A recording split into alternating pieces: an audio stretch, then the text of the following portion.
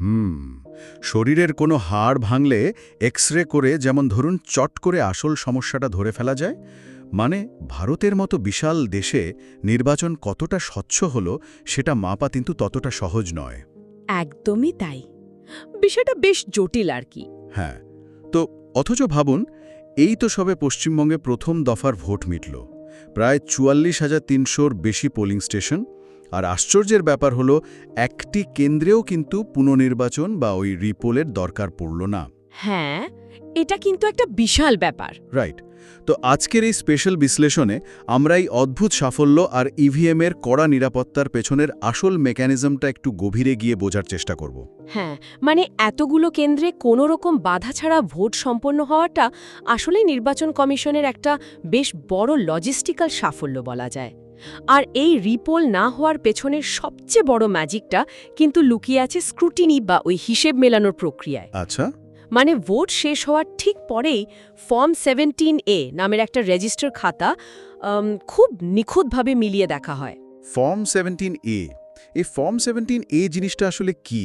এটা কি আমরা ধরুন কোনো কড়া নিরাপত্তার ভিআইপি ইভেন্টের গেস্ট বুকের মতো ভাবতে পারি?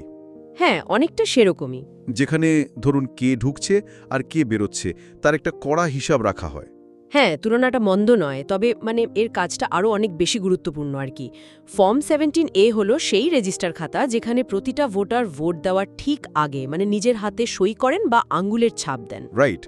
তো স্ক্রুটিনির সময় মূলত দেখা হয় যে এই খাতায় যতগুলো সই বা ছাপ আছে ডিজিটাল ইভিএম মেশিনে ঠিক ততগুলোই ভোট পড়েছে কিনা।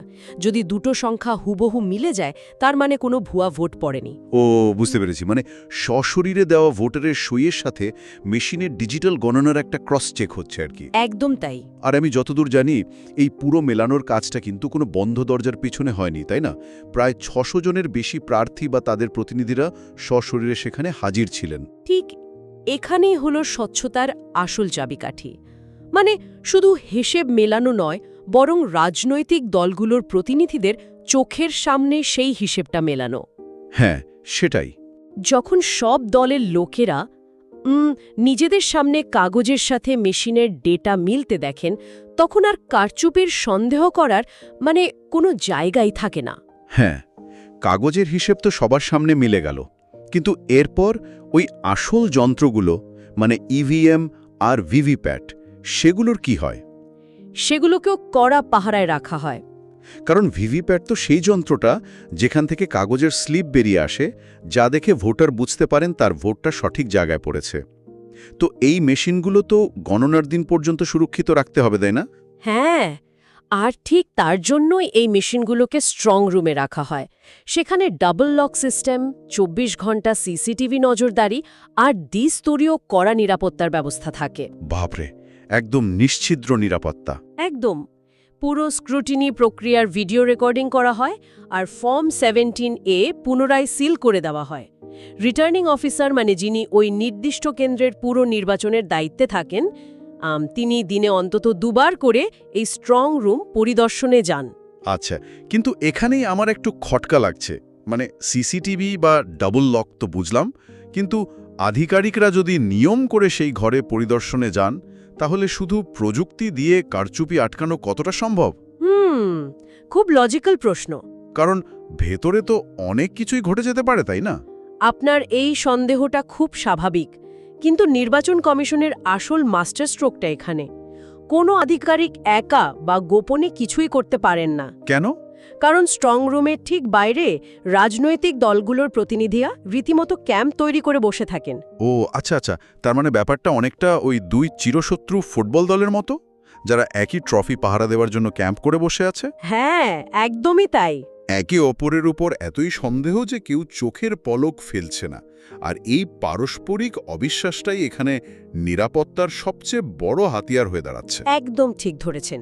এখানে পাহারাদারের কাজ কোনো তৃতীয় পক্ষ করছে না, করছে প্রতিযোগীরাই নিজেরাই। সিসিটিভি তো আছেই, কিন্তু তার চেয়েও করা হলো প্রতিপক্ষ দলের তীক্ষ্ণ নজর। রাইট। এটা এমন একটা বহুমুখী নজরদারি ব্যবস্থা যাকে ফাঁকি দেওয়া প্রায় অসম্ভব একটা ব্যাপার। তাহলে পুরো চিত্রটা দাঁড়াচ্ছে, পশ্চিমবঙ্গে এই যে এত হাজার হাজার বুথে কোনো পুনর্নির্বাচন ছাড়াই ভোট সম্পন্ন হলো, তার পেছনে শুধু যে উন্নত প্রযুক্তি বা মেশিনের ভূমিকা আছে তা কিন্তু নয়। না, একদমই না। আছে মানুষের নজরদারি। রাজনৈতিক প্রতিপক্ষরাই ক্যাম্প করে একে অপরের ওপর নজর রাখছেন এবং একটা অভূতপূর্ব স্বচ্ছতা তৈরি করেছেন। হ্যাঁ, এটাকে প্রযুক্তি এবং মানুষের নজরদারির এক অপূর্ব মেলবন্ধন বলাই যায়। কিন্তু সবশেষে একটা ভাবার মতো বিষয় থেকেই যায়। এই যে চরম পর্যায়ের পারস্পরিক অবিশ্বাস এবং একে অপরের প্রতি মুহূর্তের ওপর নজর রাখা, মানে এটাই কি তাহলে আজকের দিনে গণতন্ত্র রক্ষার সবচেয়ে বড় হাতিয়ার হয়ে দাঁড়াচ্ছে? সেটাই তো মনে হচ্ছে এখন। আগামী দিনে কি মানুষের এই শারীরিক প্রহরার জায়গা ব্লকচেন বা অন্য কোনো উন্নত ডিজিটাল প্রযুক্তি নিতে পারবে, নাকি দুই সন্দেহবাতিক প্রতিপক্ষের একে অপরের দিকে তাকিয়ে থাকার এই যে বিষয়টা, এর কোনো ডিজিটাল বিকল্প সত্যিই হতে পারে না? এই প্রশ্নটা ভবিষ্যতের ভাবনার জন্যই বরং তোলা থাক।